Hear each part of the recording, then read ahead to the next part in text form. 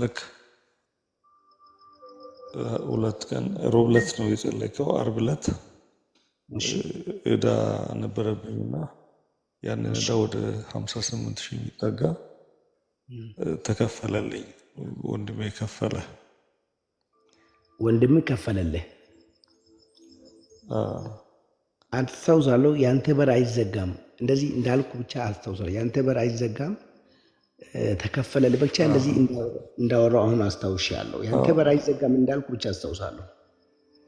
በ24 ሰዓት ውስጥ 48 ሰዓት ገንዘብ ወደ አንተ የሚመጣ አለ የሚል እንደዛ የምትጸልይልኝ ነበር። ምን አልኩ? ገንዘብ እንደዚህ የሚመጣ አለ ለአንተ የሚሆን በ24 ሰዓት። ዋው!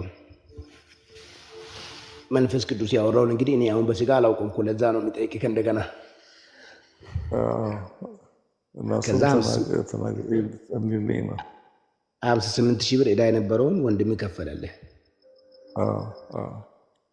በእርግጥ አንተም የዛን ቀን እዚህ ቤት ዘር ዘርተሃል አይደል?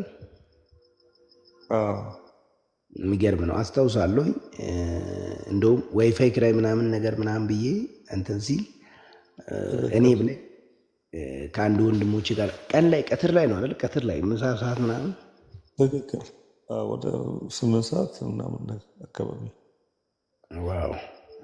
ከዚህ በፊትም በእርግጥ እዚህ ቤት ብዙ 500,000 ብር 300,000 ብር ምናምን እንደዚህ ሰዎች ከማያስቡበት አቅጣጫ እግዚአብሔር ያሰባላቸውን ሰዎች አስታውሳለሁ።